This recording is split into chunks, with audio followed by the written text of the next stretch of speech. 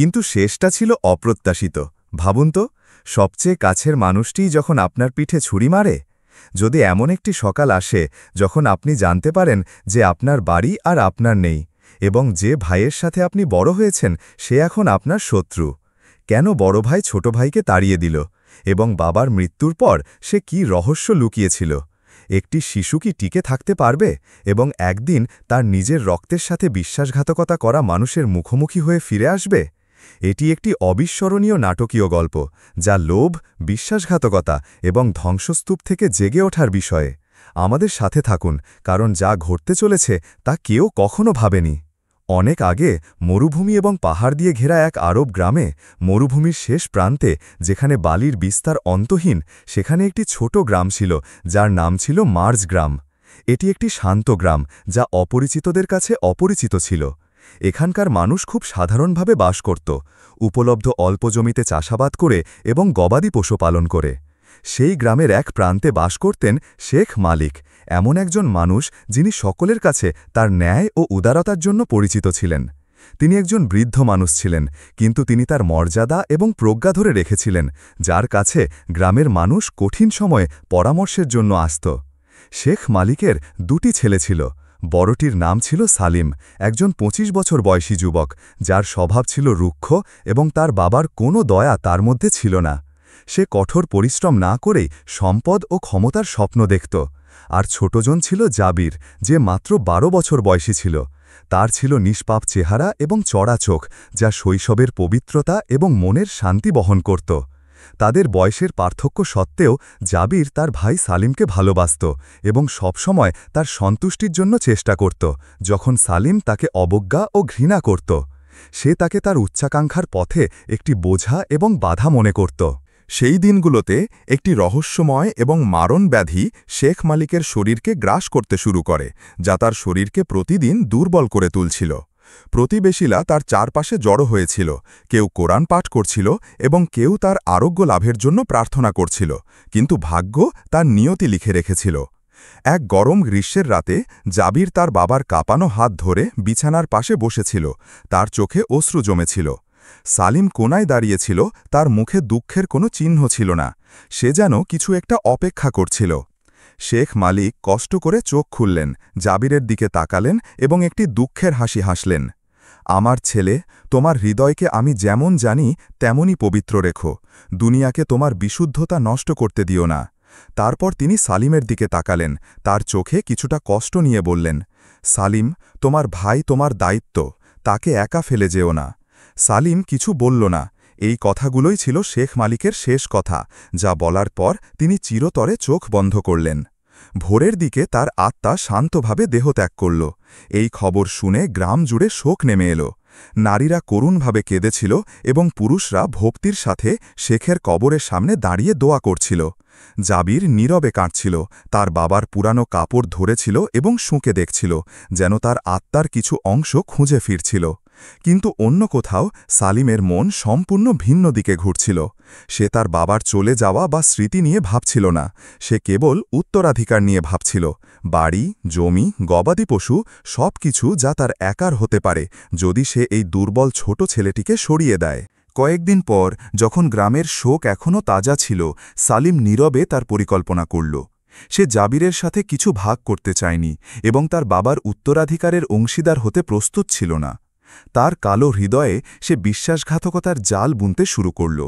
এক সন্ধ্যায় জাবির যখন একটি রুটির টুকরা এবং কিছু খেজুর নিয়ে ছোট বাজার থেকে ফিরে আসছিল, সে তার ভাইকে বাড়ির দরজায় তার জন্য অপেক্ষা করতে দেখে অবাক হল। সালিমের মুখ ছিল স্বাভাবিকের চেয়ে কঠিন। সে একটি কঠোর কণ্ঠে বলল, যা কোনো বিতর্ক সহ্য করল না, তোমাকে এখানে আর স্বাগত জানানো হচ্ছে না। আমার বাবা মরার আগে আমাকে নির্দেশ দিয়েছিলেন যে তোমাকে চলে যেতে হবে। এই বাড়িতে তোমার আর কোনো জায়গা নেই। জাবির তার জায়গায় জমে গেল, তার ভাইয়ের দিকে তাকিয়েছিল, তার কানকে বিশ্বাস করতে পারছিল না। বাবা এই কথা বলেছিলেন? জাবির ভাঙা কণ্ঠে ফিসফিস করে বলল, তার চোখ ভিজে উঠল। সালিম রুক্ষভাবে উত্তর দিল, হ্যাঁ, তিনি তাই নির্দেশ দিয়েছিলেন। তোমার এখানে থাকা অর্থহীন, চলে যাও, কিছু রুটি নাও এবং চলে যাও। কথাগুলো তরবারির মতো ধারালো ছিল। জাবির কিছুই বুঝতে পারল না, কিন্তু সে তার ভাইয়ের সততা নিয়ে মুহূর্তের জন্য সন্দেহ পড়ল না, কারণ সে তখনও বিশ্বাসঘাতকতা জানত না। জাবির তার ছোট ঘরে ফিরে গেল, কিছু রুটির টুকরা এবং একটি পুরনো জীর্ণ আলখেল্লা নিল। সে বাড়ি থেকে বেরিয়ে গেল, তার ছোট গাল বেয়ে অশ্রু গড়িয়ে পড়ছিল। চৌকাঠ পেরোনোর আগে সে এক মুহূর্তের জন্য ফিরে তাকাল, যে বাড়িতে তার শৈশব কেটেছিল, যে মুখগুলো সে হারিয়েছিল, যে স্মৃতিগুলো ফিকে হয়ে গিয়েছিল। সে ভাঙা কণ্ঠে ফিসফিস করে বলল, আমাকে ক্ষমা করো বাবা, আমাকে ক্ষমা করো। তারপর সে অজানা পথের দিকে হাঁটা শুরু করল। আকাশ পরিষ্কার ছিল এবং রাত নীরব ছিল, কেবল শিশুটির হৃদয় নীরবে চিৎকার করছিল। আর সালিম তার পিছনে দাঁড়িয়েছিল, তার চোখ নির্মমতা এবং স্বার্থপরতায় অন্ধকার ছিল। সে ভেবেছিল সব শেষ হয়ে গেছে, কিন্তু সে জানত না যে গল্পটি কেবল শুরু হয়েছে। যখন হৃদয় পাথরে পরিণত হয় তখন তা কেবল নিজেকেই দেখে। জাবির নীরবে বাড়ি থেকে বেরিয়ে গেল, তার ছোট মুখ অশ্রুতে ভরা, তার খালি পা গ্রামের ধুলোয় ডুবে যাচ্ছিল এবং তার হাত কাঁপছিল যখন সে তার ছোট থলিটি ধরেছিল, যার মধ্যে কেবল একটি রুটির টুকরা, একটি ছেঁড়া আলখেল্লা এবং তার হৃদয়ে একটি গভীর ক্ষত ছিল। সে বুঝতে পারছিল না কেন তার ভাই এমন করল, সে বুঝতে পারছিল না। সে গ্রামের সরু গলি দিয়ে হেঁটে যাচ্ছিল যখন বাড়ির দরজাগুলো বন্ধ ছিল এবং তেলের বাতিগুলো জ্বলন্ত চোখের মতো জ্বলছিল, নির্দয়ভাবে তাকে দেখছিল। তার পুরনো বাড়িতে সালিম দরজায় দাঁড়িয়ে তার ছোট ভাইকে দেখছিল। সে এক পা করে দূরে চলে যাচ্ছিল, যতক্ষণ না সে রাতের অন্ধকারে একটি ছোট ছায়া হয়ে গেল। তার হৃদয় কাঁপল না, সে অনুশোচনা অনুভব করল না। তার মাথায় কেবল জমি, অর্থ এবং ক্ষমতা ঘুরছিল। সে মরুভূমির শেষ প্রান্তে পৌঁছাল, একটি শুকনো গাছের নিচে একটি পাথরের ওপর বসে পড়ল, যার পাতা প্রায় নেই। রাত নির্মম ছিল, বাতাস বালি উড়িয়ে দিচ্ছিল এবং চাঁদ তার হৃদয়ের মতো আকাশে একা ছিল। জাবির হাঁটু মুড়ে বসে নীরবে কাঁদছিল।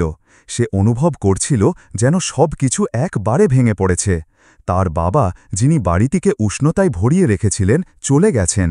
তার ভাই, যাকে সে তার সমর্থন মনে করত, তার শত্রু হয়ে গেছে। এবং যে বাড়িতে সে বড় হয়েছিল তার মুখের ওপর বন্ধ হয়ে গেছে। সে এই অবস্থায় ভয় পেয়েছিল। ক্ষুধা তার ছোট শরীরকে গ্রাস করতে শুরু করেছিল, ঠান্ডা তার হাড়ে প্রবেশ করছিল। তার বাবার ছবি তার চোখ থেকে সরছিল না এবং তার শেষ কথাগুলো তার মনে প্রতিধ্বনিত হচ্ছিল, আমার ছেলে, অন্যায়কে তোমার হৃদয়ে বাসা বাঁধতে দিও না। সেই মুহূর্তে তার ভেতরে কিছু পরিবর্তন হতে শুরু করল। সে জানত না সেটা কী ছিল, কিন্তু এটি ছিল প্রথম অনুভূতি যে তাকে আরও শক্তিশালী হতে হবে। দুর্বল কাউকে রক্ষা করে না এবং কেবল নির্দোষতা তার মালিককে রক্ষা করতে পারে না। ভোরের প্রথম আলোতে জাবির তার কাঁপানো পায়ে দাঁড়াল, তার নোংরা হাতে তার অশ্রু মুছল এবং মরুভূমির দিকে এমনভাবে এগিয়ে গেল যেন তার কিছুই নেই। কিন্তু ভিতরে সে সবকিছু পেটে শুরু করেছিল। এটি ছিল সেই মুহূর্ত যখন আরেকজন মানুষের জন্ম হয়েছিল এবং সে জানত না যে ভাগ্য তার জন্য এমন কিছু অপেক্ষা করছিল যা সে কখনো স্বপ্নেও ভাবেনি। যখন আপনি ভাবেন সব শেষ হয়ে গেছে, তখন সবকিছু আবার শুরু হয়। জাবির মরুভূমিতে চলতে থাকল, ক্লান্ত ছিল। তার ছোট পা বালিতে ডুবে যাচ্ছিল এবং তার চোখ কান্না ও রাতের জাগরণের কারণে লাল হয়ে গিয়েছিল। ক্ষুধা তার অন্ত্র ছিঁড়ে ফেলছিল এবং তৃষ্ণায় সে প্রায় অজ্ঞান হয়ে গিয়েছিল। সে জানত না কোথায় যাবে। সে সম্পূর্ণ একা ছিল এমন এক কঠোর ভূমিতে যা দয়া জানে না। সূর্যের আলো তার মাথার ওপর আরও তীব্র হচ্ছিল এবং তার পাতলা শরীর ভেঙে পড়তে শুরু করেছিল। এক দুর্বল মুহূর্তে সে বালিতে অজ্ঞান হয়ে পড়ে গেল। পৃথিবী তার কাছে সম্পূর্ণ অদৃশ্য হয়ে গেল। কিন্তু সে একা ছিল না। দূর থেকে কিছু চোখ তাকে দেখছিল। একজন অপরিচিত বৃদ্ধ মানুষ, তীক্ষ্ণ চেহারা এবং কালো চোখ যা বছরের পর বছর প্রজ্ঞা বহন করছিল। তিনি ছিলেন রশিদ, একজন পরিব্রাজক যিনি এক জায়গায় থাকতেন না, যিনি রহস্যময় ছিলেন এবং খুব কম মানুষ তাকে জানত। তিনি অর্ধেক জ্ঞানী এবং অর্ধেক অদ্ভুত ছিলেন। শেখ রশিদ একটি গাধার ওপর বসে শিকার থেকে ফিরছিলেন যখন তিনি ছেলেটির শরীর বালিতে পড়ে থাকতে দেখলেন। তিনি দ্রুত তার গাধা থেকে নেমে তার কাছে গেলেন, তার কপালে হাত রাখলেন এবং তার শ্বাস পরীক্ষা করলেন, যা খুব কষ্ট করে চলছিল। সে নিজের মনে ফিসফিস করে বলল, কি এই শিশুটিকে এখানে নিয়ে এসেছে? জাবির ধীরে ধীরে চোখ খুলল। বৃদ্ধ মানুষটির চেহারা সবেমাত্র দেখতে পাচ্ছিল। সে ক্ষীণ কণ্ঠে ফিসফিস করে বলল, বাবা। বৃদ্ধ দুঃখের সাথে হাসলেন এবং বললেন, তোমার বাবা এখানে নেই আমার ছেলে, কিন্তু এখন তুমি নিরাপদ। রশিদ ছেলেটিকে তার গাধার পিঠে তুলে নিলেন এবং একটি ছোট মরুদ্যানের দিকে শান্তভাবে হাঁটতে লাগলেন, যা আধা দিনের দূরত্বে ছিল।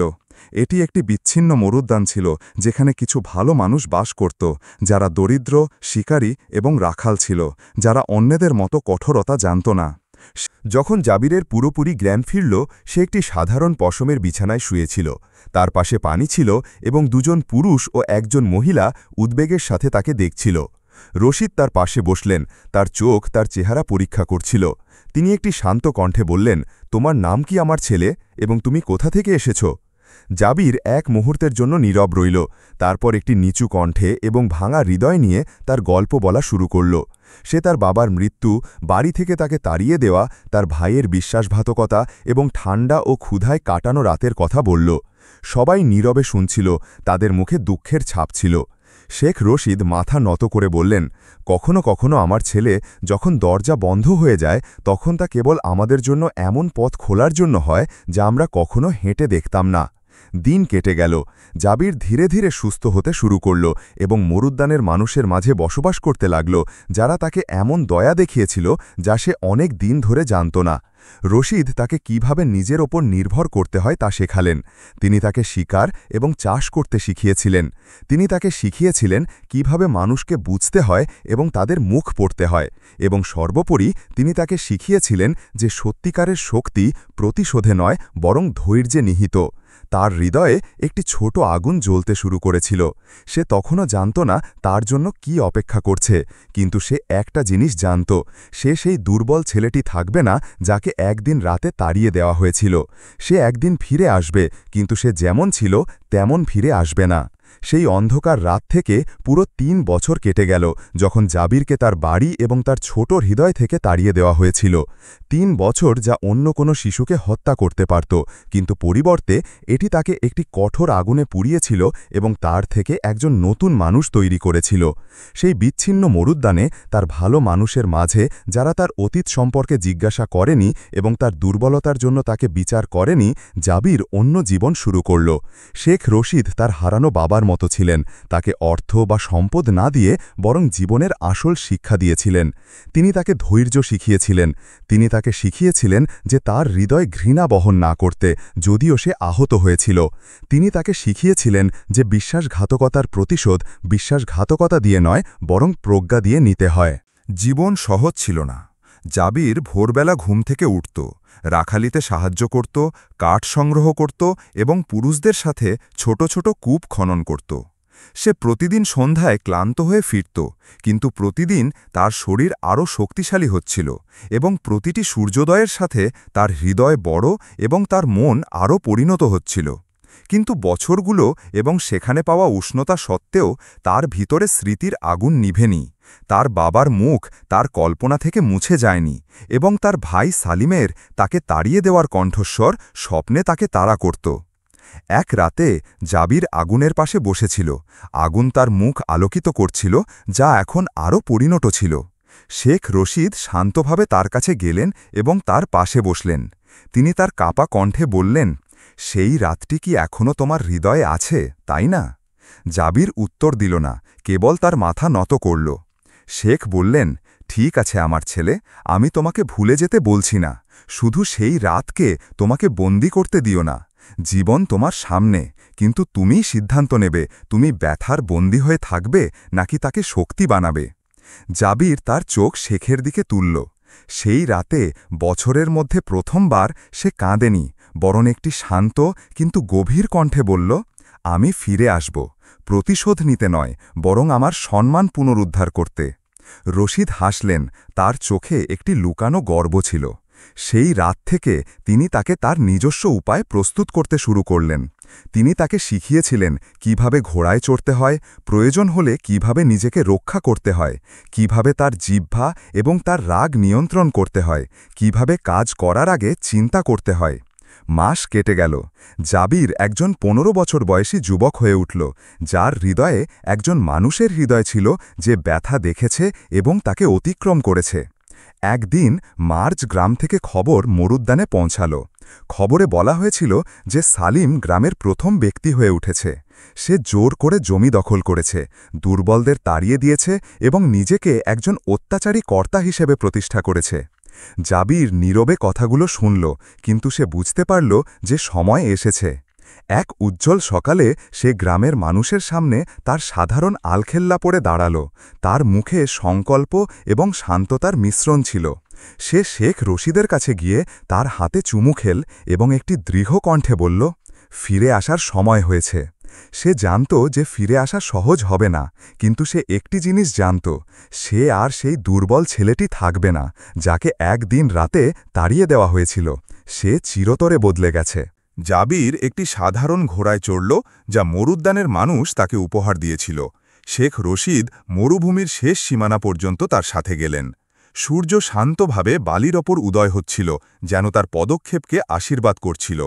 সে সেই ছেলেটি ছিল না যে ৩ বছর আগে কেঁদে কেঁদে বেরিয়েছিল।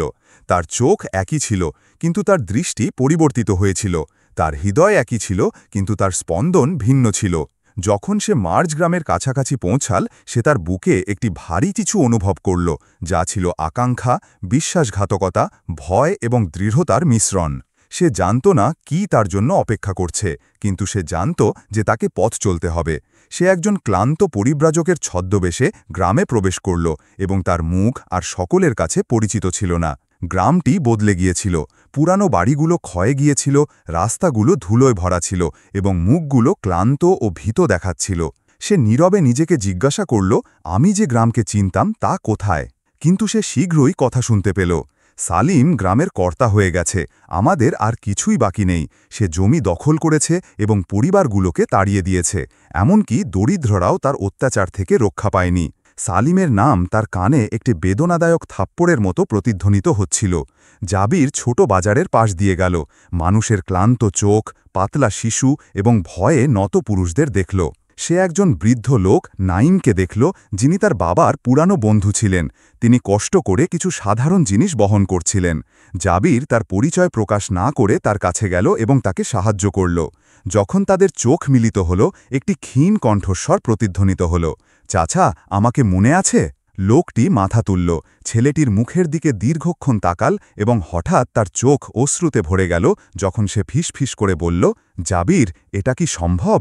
ছেলেটি মাথা নেড়ে ফিসফিস করে বলল, এটা আমি, কিন্তু আওয়াজ তুলবেন না, কেউ জানে না যে আমি ফিরে এসেছি। তারা দুজন একপাশে বসে পড়ল এবং নাইম গত ৩ বছরে যা ঘটেছিল তা বলতে শুরু করলেন।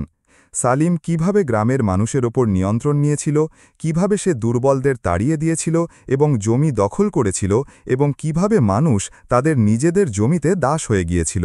লোকটির কথা জাবিরের হৃদয় ভেঙে দিচ্ছিল, কেবল তার গ্রাম হারানোর জন্য নয়, বরং যে এটি করেছিল সে তার ভাই ছিল। একটি দীর্ঘ নীরব মুহূর্তে জাবির তার চোখ আকাশের দিকে তুলল এবং একটি শান্ত কিন্তু গভীর কণ্ঠে বলল, আমি এটিকে চলতে দেব না। আমি প্রতিশোধ চাই না, কিন্তু আমি আমার সম্মানকে পদদলিত হতে দেব না। বৃদ্ধ তাকে আলিঙ্গন করল, তার অশ্রু গড়িয়ে পড়ছিল। তোমার বাবা যদি এখানে থাকতেন, তিনি তোমার জন্য গর্বিত হতেন। সেই রাতে জাবির একটি অন্ধকার কোণায় বসে পরিকল্পনা করছিল। সে জানত যে মুখোমুখি হওয়া আসন্ন, কিন্তু তার হৃদয়ে একটি অটল বিশ্বাস ছিল, অতীত শেষটা নির্ধারণ করবে না। সকালে মার্জ গ্রামের ওপর সূর্যের আলো পড়ল, কিন্তু এটি অন্য কোনো দিনের সূর্যের আলোর মতো ছিল না। আজ দিনটি আলাদা ছিল। লোকেরা বাজারের বড় চত্বরে ভিড় করছিল, যেখানে সালিম প্রতি সপ্তাহে দাঁড়াত তার সিদ্ধান্ত চাপানোর জন্য ভয় এবং হতাশার চোখে। সে গ্রামের অপ্রতিদ্বন্দ্বী কর্তা হয়ে গিয়েছিল, অথবা সে তাই ভেবেছিল। চত্বরের এক প্রান্তে জাবির তার পুরানো আলখেল্লায় ছদ্মবেশে দাঁড়িয়েছিল, তার চোখ নীরবভাবে দৃশ্যটি দেখছিল। তাকে তাড়িয়ে দেওয়ার ৩ বছর কেটে গেছে। এটি ছিল হতাশার মুহূর্তের ৩ বছর। কিন্তু এখন সে আর সেই শিশুটি ছিল না। সে একজন মানুষ হিসাবে ফিরে এসেছিল, যার হৃদয়ে কেবল একটি শব্দ ছিল, সম্মান। সালিম একটি উঁচু প্ল্যাটফর্মে দাঁড়িয়েছিল, তার পাশে রক্ষীরা ছিল। সে একটি উঁচু আত্মবিশ্বাসী কণ্ঠে কথা বলছিল, হুমকি দিচ্ছিল, আদেশ দিচ্ছিল এবং নির্দেশ দিচ্ছিল।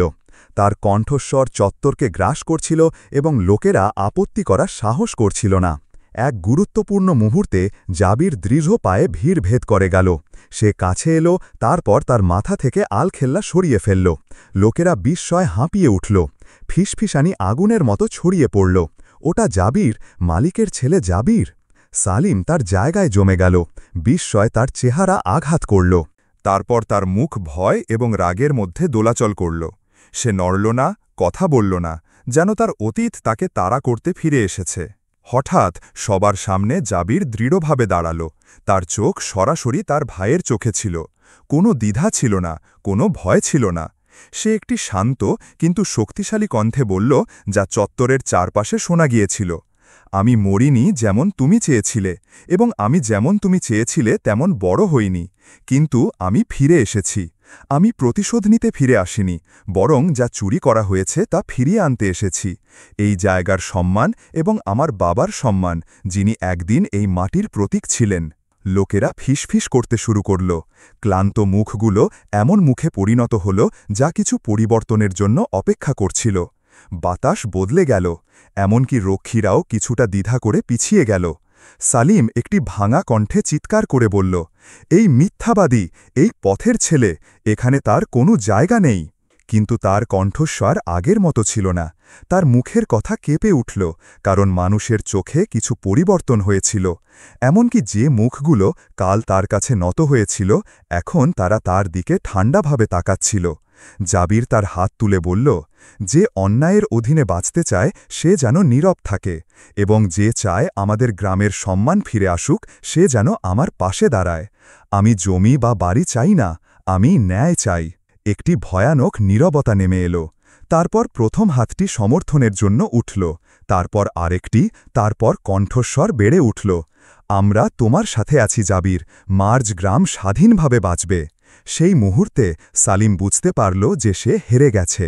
জাবিরের কোনো শক্তি বা অস্ত্রের প্রয়োজন ছিল না, কেবল সত্যের প্রয়োজন ছিল। সালিম অসহায়ভাবে দাঁড়িয়ে রইল, এমনকি তার রক্ষীরাও নড়ল না।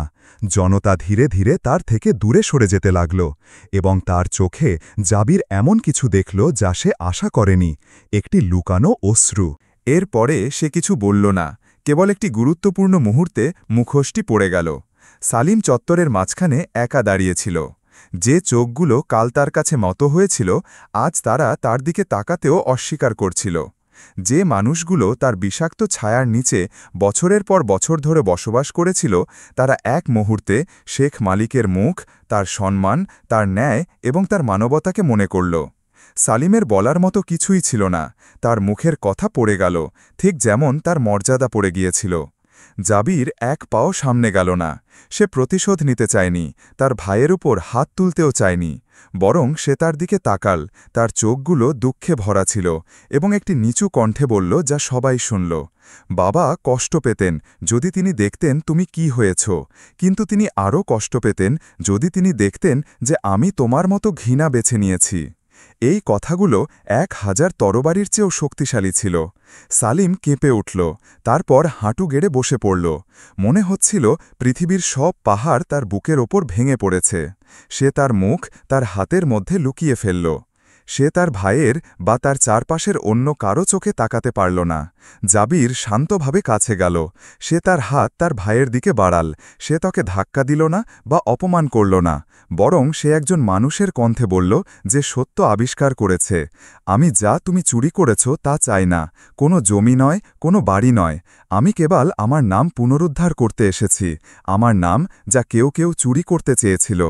তার চোখে বিজয়ের চেয়েও বড় কিছু ছিল, ক্ষমা ছিল, এবং সবার সামনে জাবির এবং তার হতভাগ্য ভাই তার সামনে হাঁটু গেড়েছিল। এটি এমন একটি ছবি যা গ্রামের স্মৃতিতে চিরকাল খোদাই থাকবে। দিন কেটে গেল। জাবির গ্রামের একজন শ্রদ্ধেয় এবং সম্মানিত পুত্র হিসাবে ফিরে এলো। অধিকার তাদের মালিকদের কাছে ফিরিয়ে দেওয়া হয়েছিল, এবং মার গ্রামে শান্তি ফিরে এলো। আর সালিম এক শান্ত সকালে একা চলে গেল। কেউ জানে না সে কোথায় গেল, কিন্তু সে তার সাথে লোভের অভিশাপ এবং একটি অনুশোচনা নিয়ে গিয়েছিল যা তার হৃদয়কে ক্ষমা করবে না। সন্ধ্যায় জাবির পুরনো বাড়ির চৌকাঠের ওপর বসেছিল। বাতাস শান্তভাবে বইছিল, এবং সূর্যাস্তের সোনালি আলো আশার একটি ছবি আঁকছিল। সে আকাশের দিকে মাথা তুলে একটি ক্ষীণ কণ্ঠে বলল, বাবা, আমি আমার কথা রেখেছি। তারপর সে একটি হালকা বিশুদ্ধ হাসি হাসল, এমন একজনের হাসি যে অন্ধকার থেকে আলোতে এসেছে। আর এভাবেই গল্পটি শেষ হল। যেমন সব মহান গল্প শুরু হয় ব্যথা দিয়ে, তারপর পরিবর্তন দিয়ে, তারপর সম্মান দিয়ে। যদি আপনার গল্পটি ভালো লাগে তাহলে লাইক বাটনে ক্লিক করতে ভুলবেন না।